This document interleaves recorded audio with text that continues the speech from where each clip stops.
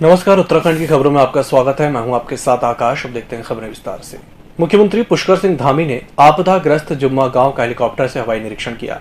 एलाघाट स्थित SSB camp में आपदा प्रभावितों और स्थानीय लोगों की समस्याएं सुनी। इस मौके पर आपदा के मृतकों के परिजनों को 16 लाख की धनराशि के चेक वितरित किए। 1-1 लाख की धनराशि मुख्यमंत्री राहत कोष से देने की घोषणा की। पिरान कलियर स्थित दरगाह साबिर पाक में हाजिरी के लिए नजीबाबाद से आए एक परिवार में उस समय मातम छा गया जब परिवार का एक बच्चा नहाते समय डूबने लगा। तभी उसे बचाने के लिए दूसरे भाई ने भी छलांग लगा दी। मौजूद लोगों ने भी डूब रहे बच्चे को बचाने का प्रयास किया और बामुश्किल उन्हें पानी से बाहर निकाला गया, जिसके बाद 108 एम्बुलेंस की मदद से उन्हें रुड़की सिविल अस्पताल भेजा गया, जहां एक बच्चे की मौत हो गई जबकि एक की हालत गंभीर बनी हुई है। उसे हायर सेंटर रेफर कर दिया गया है। जो आए थे कल वो बच्चा जो है पानी में थोड़ा सा चला गया, वो उसे सीने में पानी है तो हमारा बच्चा एक्सपायर हो गया और उसे बचाने के लिए कूद गया था। तो थोड़ा सा जो है इसे निकाला भैया ने, हमारे मिलके थे लोकल के, वो यहाँ पे लाके अब इसे इतना वो नहीं था, इसे जो सही था, अब इसे यहाँ से जाने नहीं दे रहा। मेहमान कलियर शरीफ घूमने के लिए आए थे और कलियर से 2 किलोमीटर दूर बावंदरा है, वहाँ ये घूमने के लिए गए। इनको मालूम नहीं था पानी ज़्यादा है, ये पानी में उतरे और इनके 2 लड़के डूबने शुरू हो गए। फिर एक तो डूबने लगा, एक बैठ चुका था। फिर हम पुल के पास थे, हमको पता चला, फिर हम आए, हमने निकाला इनको। एक को डूबे 20 मिनट हो चुकी थी कम से कम। देखिए, पहला जो बच्चा आया वो हमारे पास आया था जिस कंडीशन में कोई लाइफ के साइंस नहीं थे उसमें, और डूबा हुआ बता रहे थे कि डूब गया था बच्चा। आधे घंटे तक डूबा भी रहा। 108 द्वारा लाया गया था। वो बच्चे का नाम आयन था और उम्र थी उसकी 19 के लगभग। ईसीजी भी हमारे द्वारा किया गया, सीपीआर दिया गया, लेकिन लाइफ के कोई साइंस नहीं थे उसमें बच्चे में। तो बच्चे के जो परिजन थे उसको कहीं और अस्पताल ले जाना चाह रहे थे, उसको ले गए थे। उत्तराखंड में 2022 में होने वाले विधानसभा चुनाव से पहले बीजेपी अब खुद को हर तरीके से उत्तराखंड में मजबूत करने में जुट गई है। आज बीजेपी मुख्यालय में पूर्व सैनिकों के साथ कैबिनेट मंत्री और बीजेपी पदाधिकारियों ने चिंतन बैठक की।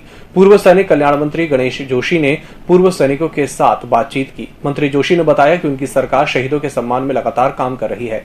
इतना ही नहीं, उनका ड्रीम प्रोजेक्ट सैन्य धाम को लेकर भी वह लगातार काम कर रहे हैं। चाहे हमारी दिल्ली की सरकार हो, नरेंद्र मोदी की सरकार, चाहे प्रदेश की एक सैनिक के पुत्र पुष्कर सिंह धामी की सरकार हो, दोनों सरकारें सैनिकों के लिए काम कर रही हैं, सैनिकों के कल्याण के लिए लगातार काम कर रही हैं। जहां 46 साल से लटकी हुई वन रंग वन पेंशन की मांग को पूरा करने का काम देश के प्रधानमंत्री नरेंद्र मोदी ने किया, उन्हीं के पचन्नों पर चलते हुए प्रदेश के मुख्यमंत्री सैनिक के पुत्र पुष्कर सिंह धामी जी ने जो हमारे वार विडोज़ हैं, सेकेंड वर्ल्ड वार की उनकी पेंशन 4000 थी, उसको बढ़ाकर 10,000 करने का काम पुष्कर सिंह धामी जी की सरकार ने किया। प्रदेश भर के किसान सरकार के खिलाफ प्रदर्शन कर रहे हैं। वहीं आगामी 5 सितंबर को मुजफ्फरनगर में होने वाली किसान महापंचायत की तैयारी में प्रदेश भर के किसान जुट गए हैं।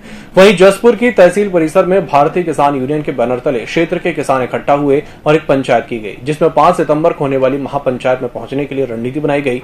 वहीं आम आदमी पार्टी के वरिष्ठ नेता यूनुस चौधरी ने किसानों को अपना समर्थन देते हुए बताया कि 5 सितंबर को होने वाली महापंचायत में आम आदमी पार्टी की गाड़ियां किसानों के साथ जाएंगी।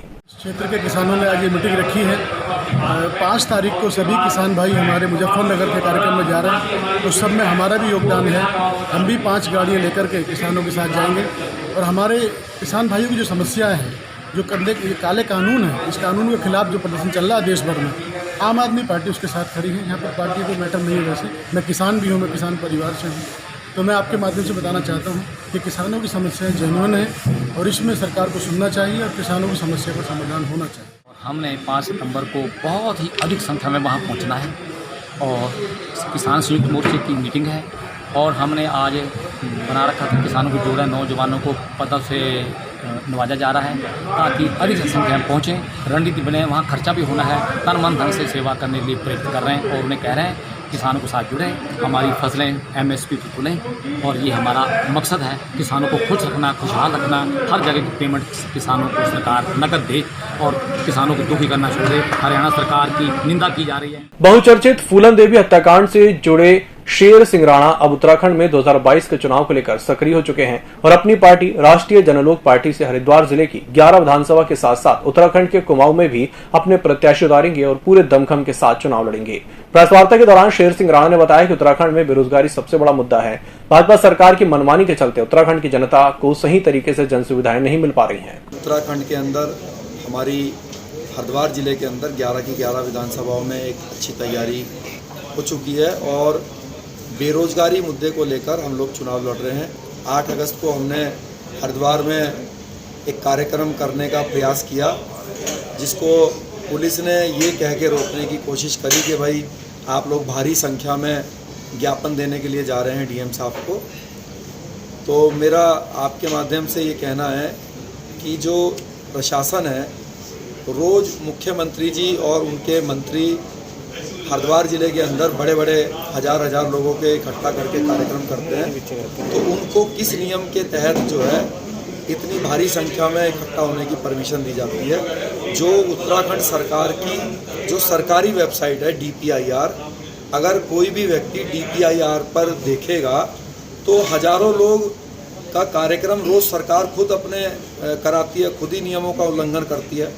तो प्रशासन को नियम कानून फॉलो करते हुए इनके ऊपर भी मुकदमा दर्ज करना चाहिए।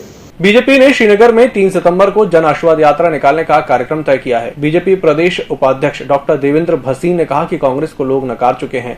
केंद्र से लेकर राज्य तक कांग्रेस में गृह युद्ध चल रहा है। कांग्रेस में हालात काफी बिगड़े हुए हैं। कांग्रेस को परिवर्तन यात्रा निकालने की जरूरत है और वो इस यात्रा से जनता का ध्यान भटकाना चाहते हैं। कांग्रेस की परिवर्तन यात्रा तो इसलिए जरूरी है क्योंकि कांग्रेस की जो हालात बिगड़े हुए हैं, केंद्र से लेकर के राज्य स्तर तक जिस प्रकार से गृह युद्ध चल रहा है और जन हित की बात वो लोग नहीं करते हैं, तो कांग्रेस को अपनी सोच में परिवर्तन लाना चाहिए।